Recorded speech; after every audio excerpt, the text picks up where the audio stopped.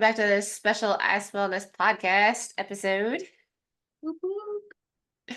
So today we want to talk about the three main pain points when you start. So we've been plunging for a while. I think I'm on 4 years. I'm on about 2. Okay, yeah. Maybe I'm on 3 then. Well, it's been a while. Yeah. And so we're pretty used to it, but we discovered that there's about 3 main pain points that people have talked about in our like ice bath group or just in talking with other people. And one of the big ones that comes up is time and temperature time duration and temperature. Definitely. If you're just getting started, it's totally cool to start at we've started at 33, 34, but not everyone likes to do that, and that's totally fine. So if you want to crank up the temperature to 40s, even 50s, you're still going to get all of the same benefits. It doesn't have to be the coldest water to get all the good stuff that comes out of it. Yeah, well, it won't necessarily be the same benefits, but you still do get benefit. It just depends on what your goals are. Yeah, and then we started like 2 minutes is really the minimum that around like the whole community, like 2 minutes is pretty much what everyone agrees on. But there are people who go for 30, there are people who go for 20. And sometimes it gets concerning when people are going for higher duration at lower temperatures because it can get dangerous. Hypothermia is still a real thing. There's non-visible cold injuries that can happen. So it's super important that if you're going to do a long plunge, especially in the colder temperatures, one, you've got somebody there. Because oftentimes what happens is you're fine or you think you're fine, and then you go to get out of the ice bath and you've determined that you can't get your legs underneath you. Or you just can't support yourself because you're shaking so much. So the longer plunges definitely do require that you be smart about it, have water available, hydrate afterwards, even eat afterwards, like realize that you're going to sleep really well. So maybe, I wouldn't recommend doing a really long plunge and then trying to run 10 miles. Like it's not going to be a good time. But it's possible. Yeah, and definitely your first time, even if you don't make it the full 2 minutes, it's cool too, as long as you're getting in there. And then the more consistent you stick with it, then you'll notice that you can stay in longer each time you do it. But most times some people get in and then they want to immediately get out, and that's totally cool. Listen to your body. Yeah. Yeah, that's the fight or flight kicking in, especially if you're new to it. So, we always recommend try to push through it because once you're through the fight or flight and you can actually relax into it, it becomes really beneficial. But, for some people, getting past the fight or flight is going to take 6 or 7 months. For some people, they just do it and they do it fine the first time. So it's like, you're exactly right. Just listen to your body, listen to, what's going on. And I'd say listen to your body, not your brain in that instance. Because it's such a dance of like listening to your body, but also pushing yourself. And that's one of the things that makes it fun. Right. And that's why Ice Wellness, I love the mantras because they really put you in a relaxed mental state, and it helps to get in more calmly because that's what you want to do when you're first getting into that ice cold water is you want to stay as calm as possible. Yes, it's cold, but that's all it is. So just sit your butt down or whatever you're using. If you're standing, Hop in that shower. Yeah, hopping in that shower. All it is cold and you can do it. Yeah. Yeah, that's kind of why we created the mantras, right? It was like so many people were like, "Oh, I can't do that. I can't get out of my head." And it's like, you can. Like one, stop telling yourself you can't. And two, like there are tips and tricks. Some people use music. Breathing, of course, is a big one. Like anytime we coach someone, we coach them how to breathe when they're getting in, which sounds so simple, but is so effective. The mantras, of course, definitely help. One of the kids that I've been coaching lately, he gone to putting headphones in, and I'm not really sure what he's listening to, but it's been helping because then he just zones out and focuses on that, and like a spot on the wall, even if that's what you're focusing on, just to keep from thinking about it as you're getting in. Like all these things are really beneficial to just getting past that voice telling you that you're crazy and just doing it. Yeah, exactly. And then once you get to that 2 minutes, you just feel amazing and super proud of yourself. You did something difficult. And then that's what you carry on into your daily life is, oh, there's this difficult thing going on. I got this. Just like getting into the ice. The two other tips of just how to do it and get in, group plunging, because social pressure is a real thing, or even streaming your posts, like putting them on Instagram, putting them on Facebook. Yeah, you're gonna get the people who are like, oh, you just want attention, you just want to look good in a bathing suit, whatever. But if that's what it takes to hold yourself accountable, then do it.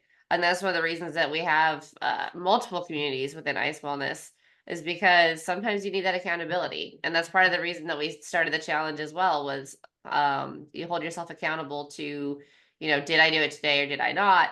But then you're also getting held accountable in the group.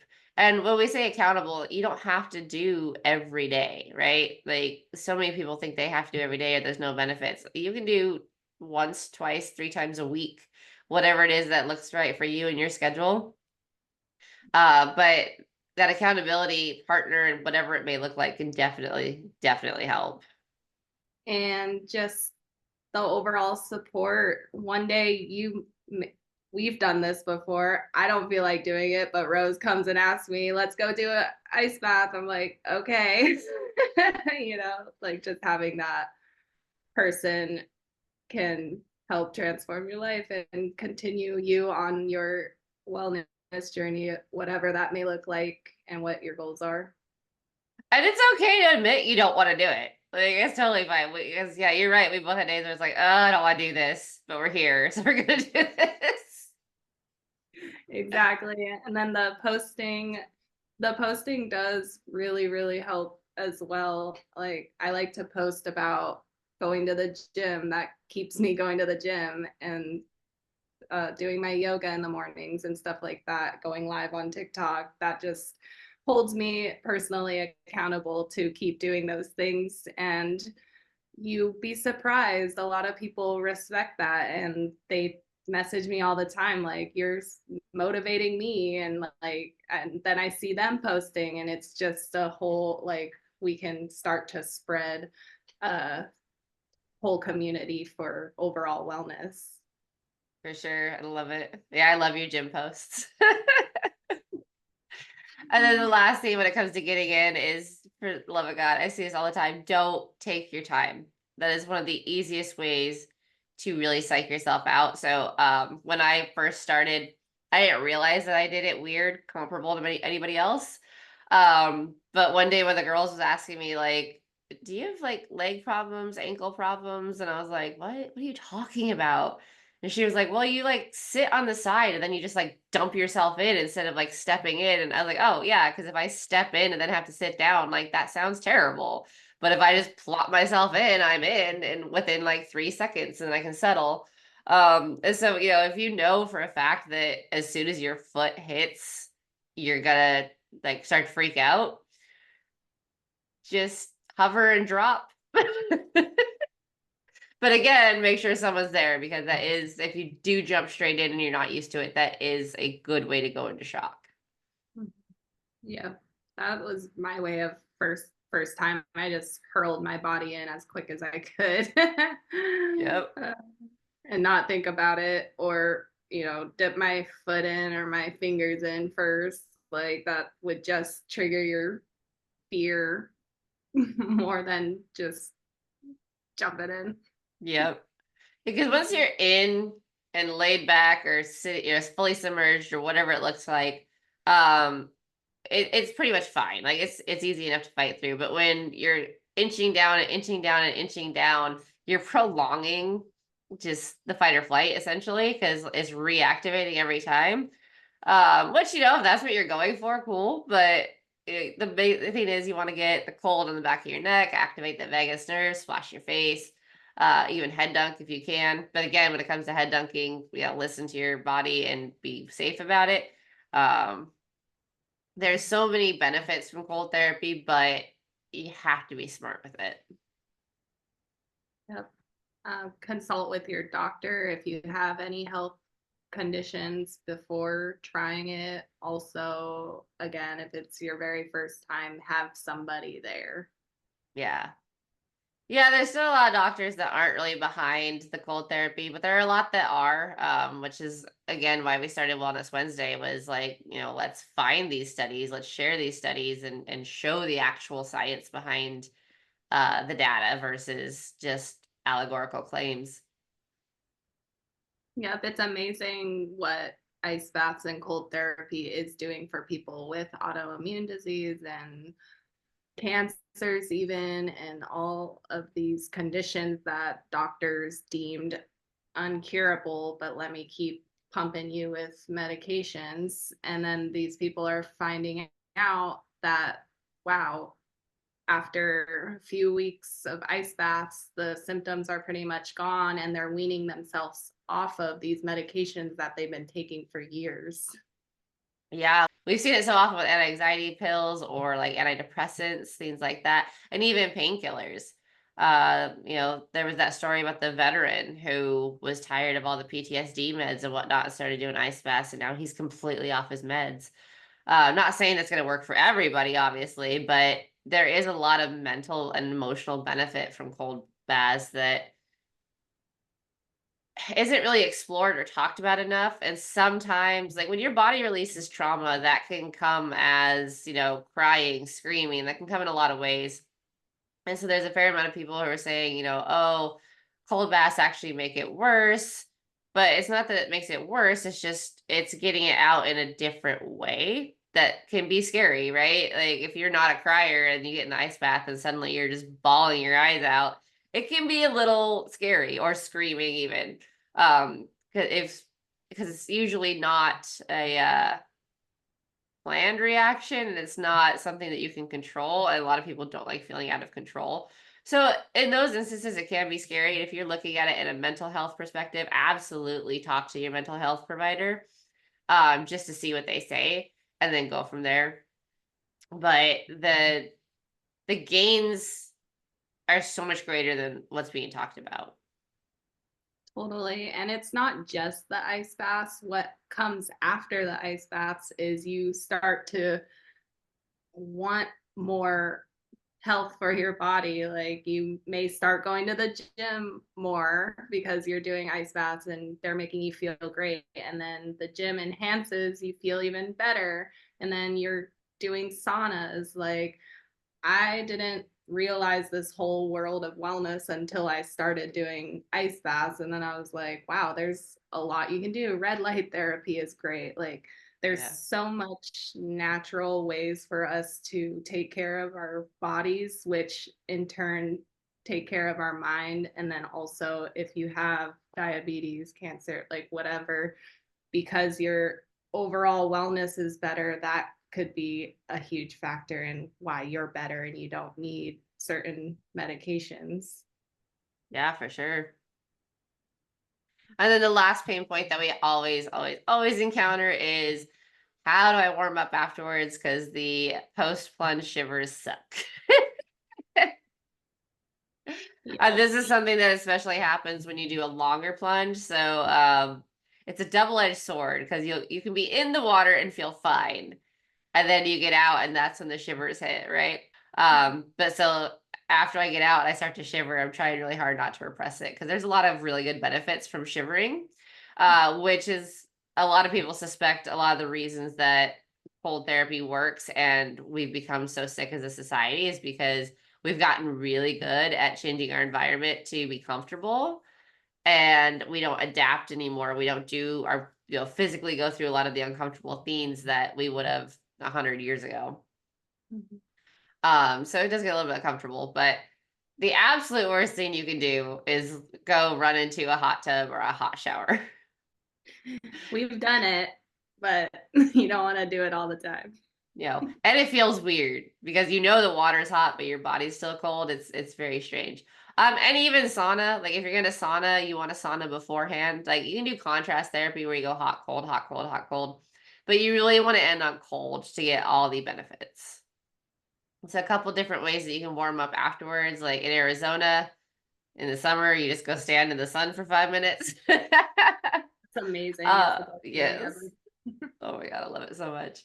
But post-plunge workouts can be really beneficial. They help you warm up, and also you get a massive testosterone boost from cold therapy. So if you add the hormonal boost to your workout, it makes your workouts better. It makes the gains from working out better, and then you're warming up naturally again versus running and jumping into something else. Yes, and I love Ice Wellness, short little workouts. A lot of people, myself, Rose, we don't have a lot of time for our wellness routines. So I love that the workouts are short and simple. You can warm up, and it's just amazing. Yeah, I don't prioritize the gym like you do. So the workouts for me are like really the only kind of workout I get in unless I'm like going for a bike ride later. And so they're really nice and simple. Again, they are designed to be simple. They're designed to help you warm up, but listen to your body. The mantra afterward is designed to kind of let your body start to warm up before you jump into the workout. But sometimes I found if I go into squats too quickly, I do get cramps in my legs and my legs haven't quite warmed up. So, make sure you're listening to your body with the post workouts. But if you have a gym that has a cold bath, they just try it one day, do the cold bath, then do your workout and just see the difference because it really does make a difference. And if you're going for muscle gain, the last thing you want to do is work out and then cold plunge because muscle gain requires that inflammation and the ice bath will slow down the inflammation. So there are different ways to do it depending on your goals. Yeah. And then temperature also depends on your goals, right? Like if you're just going for metabolic, 50 degrees is fine. If you're going for that mental and emotional shock, like you need to be in the 30s. You need to be a little bit scared about getting in the water. So, like, and for some people, scared is 45 degrees. Like, don't get me wrong. Again, do what's best for you. But I think that's something that, like, we've been really passionate about talking about as well, because a lot of people treat cold therapy as one-dimensional. And it's really not. And it's really individualized, just like a diet plan from a, dietitian would be, a workout plan with a personal trainer would be. But so many people just, are following random advice from whoever, and that might be working for them, but it's not necessarily going to work for you. So it's so important that we like really dial into what's best for us as an individual, and then share the knowledge of like, start here maybe, but like also, figure out your goals, figure out what exactly you're going for. And if all you have access to is a cold shower, you can still do the mantras and the workouts, especially if you shower in the morning, because that's going to be a fantastic way to jumpstart your day. Yes, it is. Huge boost of energy. And if you're one of those people that, because I know a lot of them, they're just, I hate the cold. I hate it, da, da, da, da. And they won't try it. I don't like the cold either. Rose doesn't like the cold either, but just give it a try. Don't let it deter you from a great life you could have for yourself mentally, physically, emotionally. It is transformational. We wouldn't be doing it if we didn't already start seeing and noticing the benefits of it. That's what keep us going. Yeah, I absolutely, like I said, I hate shivering. I hate being cold. I just absolutely abhor it, but it's been so life-changing that like I will deal with the cold for 3, 4, 5 minutes for the lasting benefits afterwards. Yep, the pain that isn't there anymore. I used to have bad sciatica, lower back pain, and since ice baths, I haven't had any flare-ups in forever. Even if I skip out on the ice bath 2, 3 days, I do kind of start to feel it in my body. I'm like, oh, I gotta get in there kind of thing, but it's just amazing.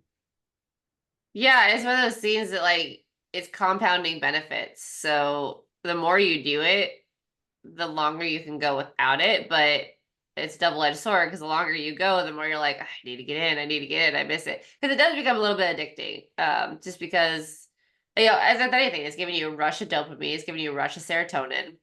And a lot of people really need that. And so, we've had people ask, like, can you become addicted to this? Do I need to be concerned?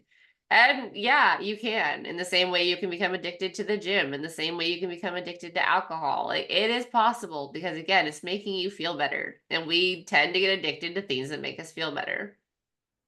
Definitely. So I mean, it's definitely okay to take a break. It's actually recommended because you don't want to get too cold adapted because then you do lose some of the benefits. Mhm. Unless cold adaptation is what you're going for, in which case, awesome, keep it up. But Exactly. again, that's where it comes to tracking it and like doing what's best for you. Yeah, the tracking is definitely helpful, especially in the journal. Also, the time of day that you do it. Some people can benefit in the morning, afternoon, evening, whatever. I like to change it up on myself and just see the differences in how I'm feeling. Yeah, I get it. Yeah, because I tried the whole like wake up and do it, and that was terrible. Which was kind of what was the foundational idea for our program. But now that my schedule has changed and I'm awake for a couple hours and then doing it still early in the morning, but not right after I wake up. Um, just I've just been doing it to test, and I found that I don't get the crash that I got when I was waking up and then doing it. And that might just be my body needs time to wake up before I get that adrenaline rush. For some people, the adrenaline rush might last them all day. I don't know. And Mhm. so that's where you and I both went really down the rabbit hole of tracking and figuring out like, oh shoot, you know what? When I do it at this time of day, it really sucks. Or if I eat and then do it, this really sucks. Or like whatever it might be. Exactly. Our bodies are different. Like I know Joe Rogan rolls out of bed, gets in it, works out, whatever, but that doesn't work for all of us. And Yeah. you And know, that's okay. Yeah, I will say that as much as we love cold therapy, we're not gonna make the stance that it works for everybody. If you tend to do OMAD and do, sub 2,000 calories a day, or if you are chronically dehydrated, cold baths might make it worse and make you feel like crap. I know one guy absolutely loves cold therapy, loves the ideals behind it, but he just can't do it because for other health reasons, he fasts very long, he doesn't eat a whole lot. And as much as he tries, he's chronically dehydrated, which most people who live in desert areas are chronically dehydrated anyway. But most people everywhere are chronically dehydrated because they're not drinking water, they're drinking soda, they're drinking coffee. That's my big problem is I drink water in the form of, caffeinated bean juice. So I've had to make sure to up my water intake, especially post plunge. So there are some parameters where cold plunging will not make you feel great. It will make you feel worse. And again, if you go for those longer plunges, it will, you're really taxing your body. So the long plunges will take it out of you, even if you're not realizing it. So that's where we say it's really important to talk to your doctor, talk to your mental health provider, whatever it may be. And again, have somebody with you, have an accountability buddy, or if you don't have that, maybe just don't push it. yeah, my roommate actually, she has a lot of metal in her body, so that from surgeries and things like that. So she had a difficult time getting in it. The pain was probably way more elevated or permanent there or whatever. Yeah, it depends on your tolerance too, because I've had a friend who same thing. He's got metal rods in his legs, and he loved it. Like he got out, and he's like, I don't know about that. And the next day, he messaged me, and he's like, I've never felt so good in my life. And I was Oh, like, okay. yeah, Okay. I thought the metal was like stopping, but it could have been her tolerance Yeah. to it. Yeah, it just depends. And that's again why we say like it's not one dimensional, right? There is no, because we saw somebody had posted like, don't plunge when you're stressed, don't plunge when you're menstruating, don't plunge. I don't even remember the rest of them, but like I read through them all and I was like, this is all terrible advice. Like, what do you mean don't plunge when you're stressed? Like, That's because when the you whole should. point of plunging is to deal with stress. So that kind of bothered me, but again, like maybe for them when they're super stressed out, the ice bath doesn't do what they want it to do. So track it, figure out what works for you, what doesn't. I think that's about all I got then on the 3 main pain points we see when people first start plunging. We will include a link to our free download of starting points, depending on what your goal is. We'll also link to the free challenge so you can join our great Facebook community and we can talk about our experiences, share tips, tricks, whatever it is, talk more about the science of ice plunging and just be surrounded by like-minded individuals. Yep.